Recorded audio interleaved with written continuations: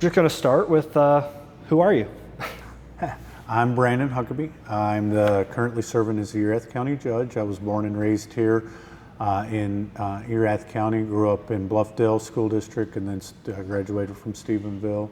Whole family lives here. We've got a ranch outside of town that I grew up as a dairy for a portion, and then raising cattle and horses, and then have just went to college, left, came back, and this is home, always will be. So what inspired you to pursue a career in law and ultimately become a county judge? Well, I don't know that I ever, to say I ever had a dream of working in law, but you know, county judge in Texas is just, it's a very unique position. And I have always been, I wouldn't say politically active, but politically aware of things that were going on. And then when my family and I moved back, I started really paying attention as I owned my own businesses, what was going on in the community and how could I help? Because like I said, I love this place. It's always going to be home to me. And that's when I ran for Stephenville City Council and served for the City Council for 4 years, and loved every minute of it. I loved being able to work with the other City Council members and the city staff to work on projects and things for the betterment of Stephenville. But you know, as a guy who grew up out in the outskirts or grew up in the unincorporated area of Erath County, I've always had a heart for Erath County and how could I serve everyone in Erath County. And the opportunity came to run for county judge in 2022, and I decided that it was something that I wanted to do. It's something that I thought I could do well. I could bring my background in business and management to the role and really help the community and continue to serve the place that I love. Now, was there a moment in your career that, kind of earlier on that confirmed, this was the right direction for you? I know you talked about, the city council before making it over here, but was there a defining moment where you realized that you could make a change or something that just kind of confirmed, okay, yeah, I want to keep doing this? Yeah, there's probably several of those, but when you're able to turn things into reality that have been talked about for, 20 plus years, we, shortly after getting over here, we started having conversations with other municipalities, Dublin, Stephenville, about a joint dispatch center that it had been talked about for at least 20 years and never came to fruition, and was able to get all the stakeholders and really collaborate and work, and all those people with myself and the commissioners help that become a reality. And so we signed agreements shortly after I was elected. We're breaking ground on a facility soon for that, and it should be open the middle of next year. And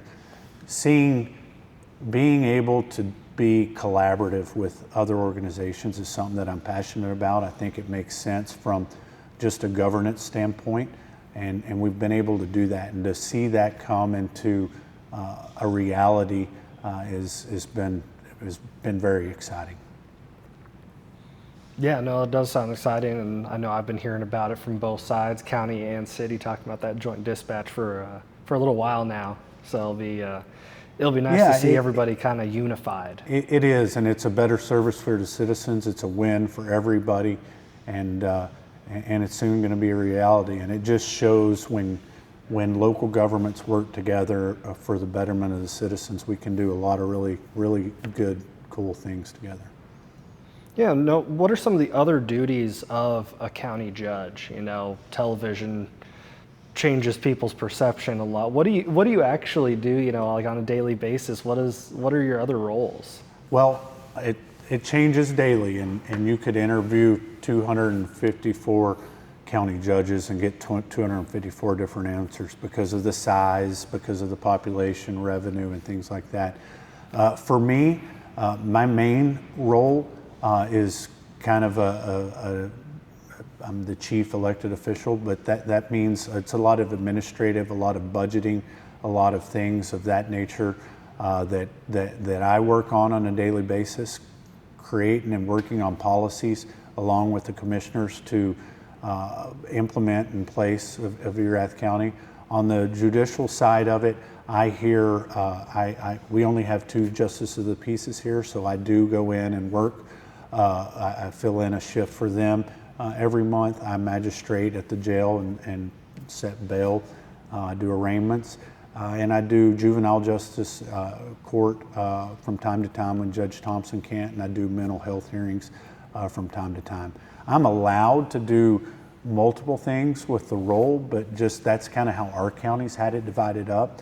And actually, the county judge before me had none of the judicial roles. They were just strictly an administrative role. So that just shows you here in Erath County, we've even done it differently over the course of the years. Everybody does it differently. Everybody does it differently. Everybody has it divided a little bit differently. We have a court at law judge, Judge Thompson, who handles all the misdemeanors, probates, guardianships, and stuff like that.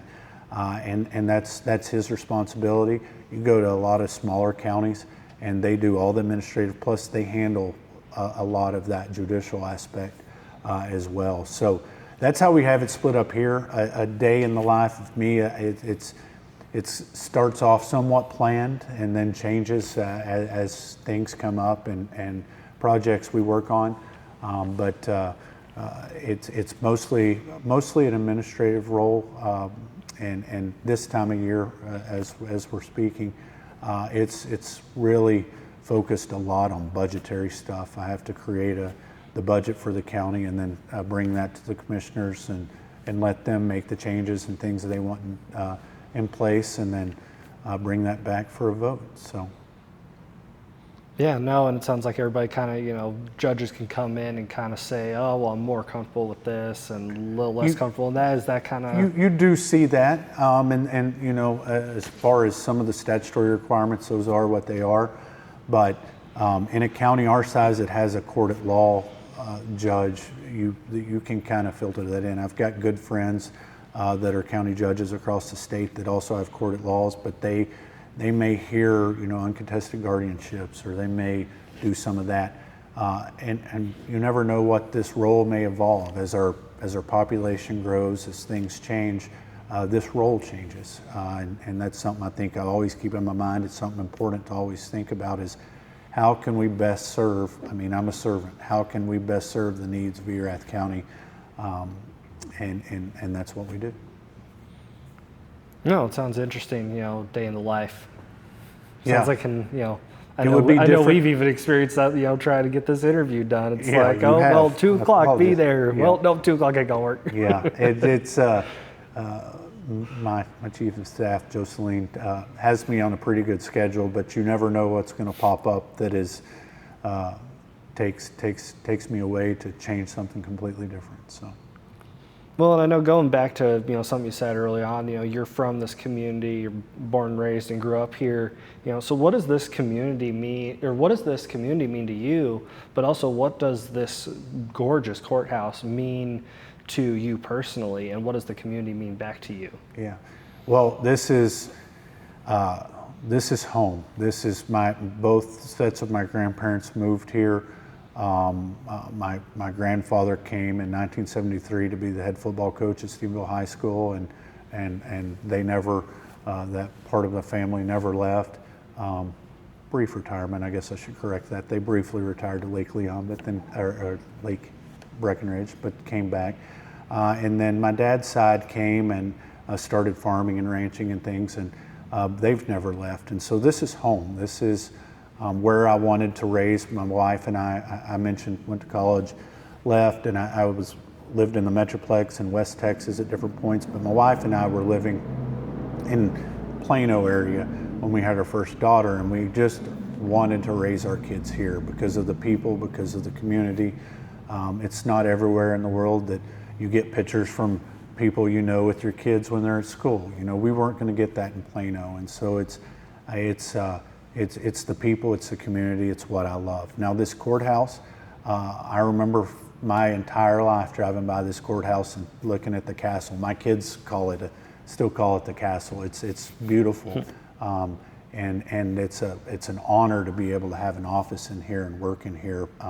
The history that has happened in this courtroom and these these offices, dates back over 100 years, and it's a Main Street America, right? Where's that around? It's around courthouses and the architecture that was used in that time period. It just still amazes me when you go out and look at the rock work and the atrium that we have, that they were doing that type of work so long ago. And it's a beautiful building. I think it's a sense of pride in our community and always should be. And we want to make sure we take care of her and keep her shining. Now, do you have a memorable or an impactful moment from your time on the bench so far in the last 3 years? As far as, just memorable, and like I said, for me, I don't hear misdemeanor cases. I don't hear things like that. So memorable, I'm the presiding judge of the Commissioner's Court, and that's where most of my actions happen. And I think we've done, Joint Dispatch Center. I think we've done some really good things with efficiencies and cooperation. We've signed a ton of interlocal agreements with different municipalities, and those are things, like I went back to, I said earlier, when I came into this role, I wanted to see how we could make government more efficient, how we could work together in an area that has limitations on budgeting, and how we could make the biggest impact for every dollar that we took from our citizens and make sure it does that. So really, truly, the biggest thing that I'm happiest about is just the level of cooperation with our school districts, with the municipalities, other entities, of how we've made this place more efficient, safer, and just overall a better community to call home. Now, what is one of the biggest challenges you faced so far? You asked me that question a different day. We talked about, you never know what you're going to face in this job. And so, we're a growing community, and growing pains are a huge thing that we deal with. As our community grows, as we get more people in, that's bigger strains on all the offices. That's a bigger strain on our budget. That's a bigger strain on our sheriff's office, our judicial. That's a bigger strain in our motor vehicle and all of our courts. And so that's the biggest challenge that we have to deal with and are dealing with on a daily basis, as we try to find ways to still serve our citizens with the highest level of customer service we can on a smaller budget or in a more efficient way. So we've faced lots of those challenges over the years. We're hitting them head on where we can, and with that collaboration that I've talked so much about, how we can work together to get things done. Now, what advice would you give to someone looking at, public service and an elected position? Texas County Judge's position, obviously varies by every county, but what's some advice you would give to someone that's thinking about maybe running, maybe not, or looking to get into public service at their county?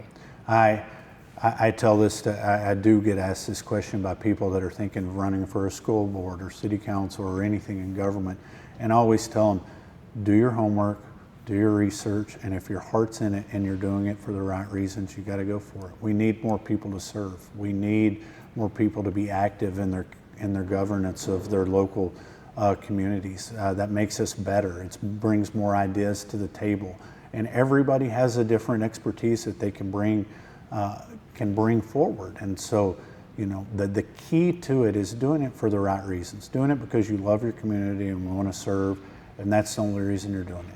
And if that's your core with you're in there, then do the research, understand it. It's complex. Especially when you get to county level and you're dealing with statutes and laws and books that or this big that reference the other one. And so there's a lot of homework that I always encourage people to think about doing it, because it's not easy, but it's the most rewarding thing I've ever done. And lastly, what do you hope is your legacy as county judge? What do you hope that you're remembered for when someone else takes the role? What do you hope that people remember about your time? And again, it's not about me personally, it's just about this community. And I've always told people, I want my kids to grow up here and want to raise their kids here. I want there to be opportunities for the next generation that weren't here for me. And so if I can help build that and with everyone else in the community, that's what I want. That's the only thing I want from this, is for this place to just continue to be a better place to raise your family, and that next generation of talented kids to want to be the next county judge, to want to be the next commissioner, to want to run for school board, to want to serve on their local city council, and be involved, because we're better when we have public engagement. We're better when people want to make an impact. And I worry often that, especially people in my generation and lower aren't getting into it as often because of frustration with the process, frustration with government, and you can't change that unless you're an active participant in it, and you can if you get involved. Right. Now, is there anything that you've applied, either that you've learned from your career or you've learned as a family man, that you've applied vice versa? Is there leadership and skills that you've instilled in your children, or things that you've learned from parenting maybe that you've brought over to your role as judge? Absolutely, and that's an everyday thing. I worked in management before this, so managing people, managing a budget, looking for efficient ways to do things, not just saying, well, we've done it that way and it works, but can we do it better? And so I've really taken a lot of that from the business aspect of it. And then as far as family, you just, you treat people with respect. You listen. There's differing ideas out there. I don't have to tell anybody this. It's a really politically charged environment out there. And so, the more ideas that are brought to the table, the better. We may not agree, but I'm going to tell you what I feel like is the truth after my research and after conversations. And so you got to listen more than you talk, and you've got to be respectful of your citizens and listen to them. At the end of the day, they're my bosses. At the end of the day, I have 45-ish thousand, probably more than that, census bosses, and my duty is to them, and to earn their trust, keep their trust, and listen to them. Any final words you want to give and share with us today before we close out? No, I just, it's an honor to serve as the Erath County Judge. I know most of my fellow colleagues across the state would say this. We get to have one of the coolest jobs in the world as serving our communities. We get to do it in beautiful places like this courthouse. I know your project is super cool to highlight the courthouses all across the state of Texas. There's so much history. There's so much of what is formed what we are today that's happened in these courtrooms around the state of Texas. And I appreciate you and your mission to highlight that and educate people. And again, it's just an honor to be able to sit here and answer questions and serve the people of Erath County. Well, thank you for taking the time to do this, and I appreciate your contribution as well. Thank you.